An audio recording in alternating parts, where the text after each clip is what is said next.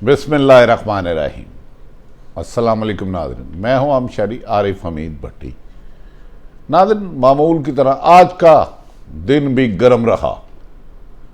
साबिक वज़ीर-ए-आज़म इमरान खान ने सरगोदे में तलबा से खिताब करते हुए हुक्मरानों को डाकू, चोर, फ्राडिया, जालसाज, इम्पोर्टेड हुकूमत और संगीन इल्ज़ामात लगाए और एक बार फिर लॉन्ग मार्च का दावा तो किया लेकिन उसकी तारीख नहीं दे सके। दूसरी तरफ हुकूमत और हुकूमती इत्तेहादियों ने इमरान खान को पाकिस्तान का सबसे बड़ा झूठा करार दे दिया। पीपल्स पार्टी ने भी अपने म्यान से तीर निकाल ली और इमरान खान को फोकस करना शुरू कर दिया गया। दूसरी तरफ अवाम सख्त कंफ्यूज हो गई कि साबिक वजीर आजम अवाम की तैयारी के बावजूद बैकडोर राब्तों पर ज़्यादा इंसार करते हुए लॉन्ग मार्च की कॉल नहीं दे रखे।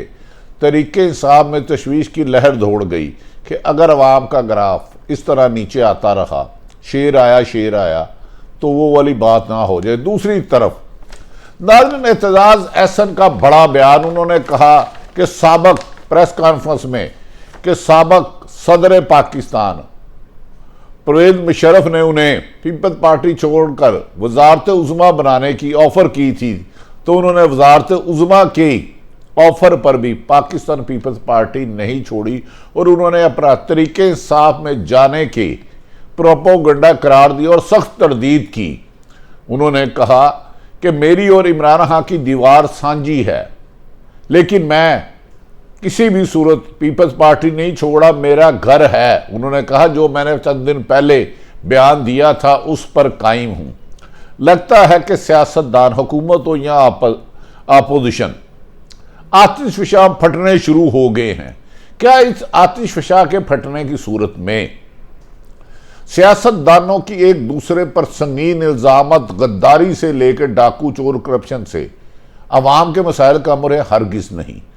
अवाम गुर्बत की लकीर से नीचे और महंगाई के पहाड़ के नीचे दब चुकी हैं, लेकिन दोनों तमाम हुकूमत और अपोजिशन एक दूसरे को नीचा दिखाने के लिए हर रोज़ इल्ज़ामात की बारिश करते हैं और फिर वो सूरज गरूब होता है और अगले दिन फिर अपने मुखालफिन पर करते हैं। क्या इससे 22 करोड़ अवाम जो मुसलसल कुर्बानियाँ देती आई हैं, इन्हें मज़ीद कुर्बानियों की ज़रूरत है? पाकिस्तान में रूल ऑफ लॉ की ख्वाहिश जो पूरी अवाम की थी, जिसकी एक दावा इमरान खान ने भी किया, लेकिन 3.5 साल में अपने वो उसको पूरा ना कर सके, बल्कि इसकी तरफ बढ़ भी ना सके।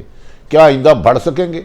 क्या इमरान खान ने जो दावा किया है कि मैंने माजी की गलतियों से सीखा है, तो फिर पंजाब में होने वाली बहुत बेपनाह आजकल करप्शन पर इमरान खान रिपोर्ट मिलने के बाद खामोश क्यों हैं? वो इसको भी हिकमत अमली करार दे रहे हैं।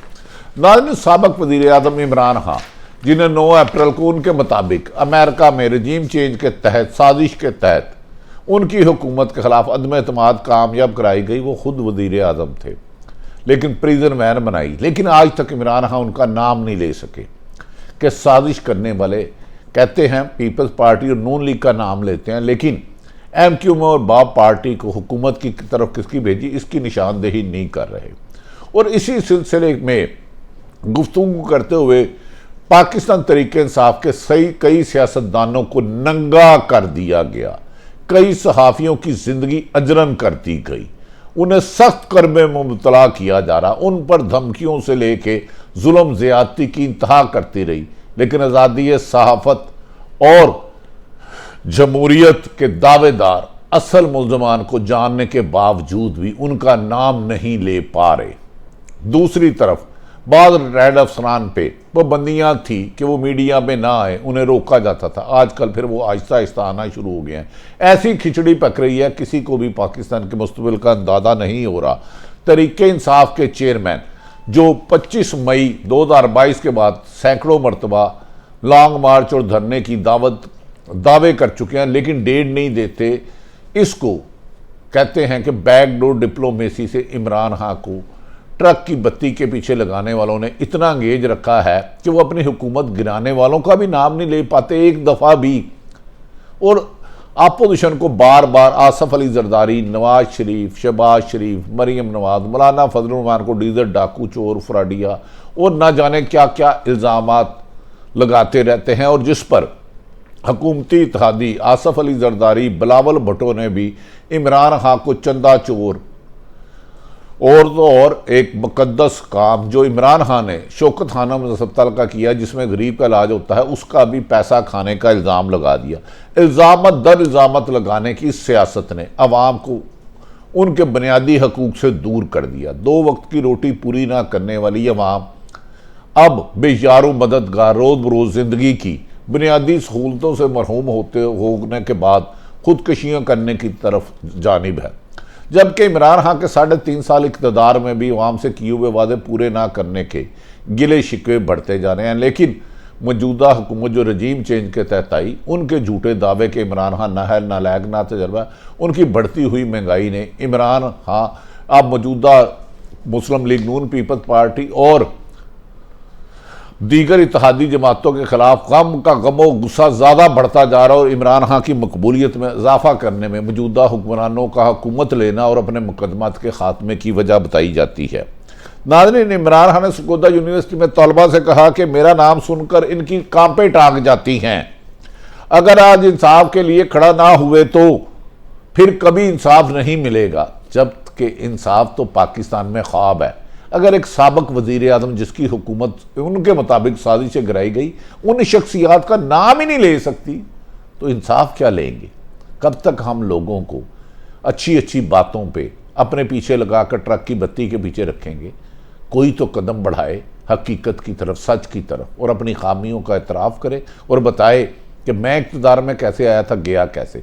इमरान खान इस मकबूलियत की अरूज पर भी जाकर अगर सच नहीं बोल सकते तो इस पाकिस्तान की सियासत में कोई ज़्यादा मुस्तकबिल बेहतर नहीं लगता। नाज़रीन, इमरान खान ने कहा कि आज आपके अपने आप को मुल्क की तबाही की तरफ जाता हुआ देख रहा हूँ। हमने जब से होश संभाली है मुल्क तबाही की तरफ ही जाता है। नवाज शरीफ ने 1991 में कहा था मुझे 1 साल मिल जाए तो मुल्क की तकदीर संवार दूंगा। हर कोई मुल्क को दिवालिया करने का दावा तो कर रहा है, लेकिन मुल्क के लिए अमली इक़दामत करने से कासिर है।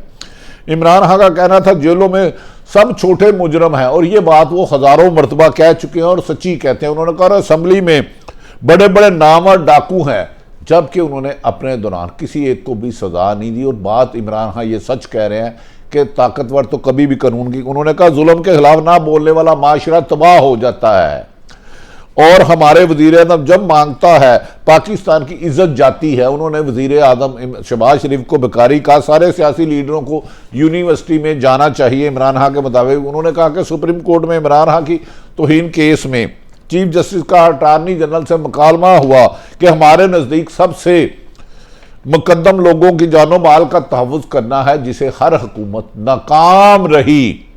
हर हुकूमत में सहाफ़त पर कदगन लगती रही, आज भी और इससे पहले भी।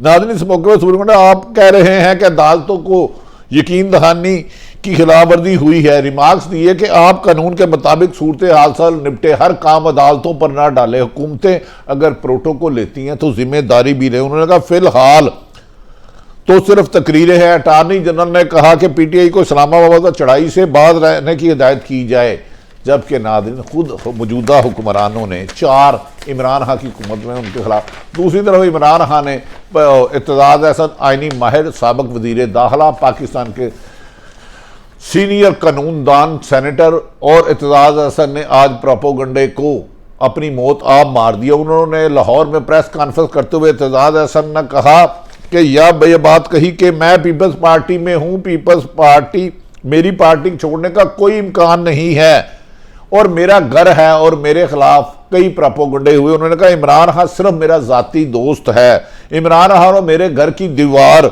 साझी है, यानी कि दोनों की दीवार एक अरसा दराज से है और मैं पार्टी नहीं सोच रहा। 50 साल से हमारी दीवार साझी। उन्होंने कहा हर पार्टी में इख्तलाफात होते हैं, मैं इख्तलाफत करता हूँ, लेकिन पीपल्स पार्टी को छोड़ने का तरीका ये, उन्होंने कहा जमहूरियत में इख्तलाफ राय जिंदा कौमों की निशानी है। इत्तेज़ाज़ अहसन ने निष्काफ किया कि मुशर्रफ ने पीपल्स पार्टी छोड़ने की सूरत पर वज़ारत उज़्मा बनने की पेशकश की, लेकिन मैंने पीपल्स पार्टी नहीं छोड़ी और मुशर्रफ की ऑफर ठुकरा दी, तो अब मैं पीपल्स पार्टी कैसे छोड़ूंगा।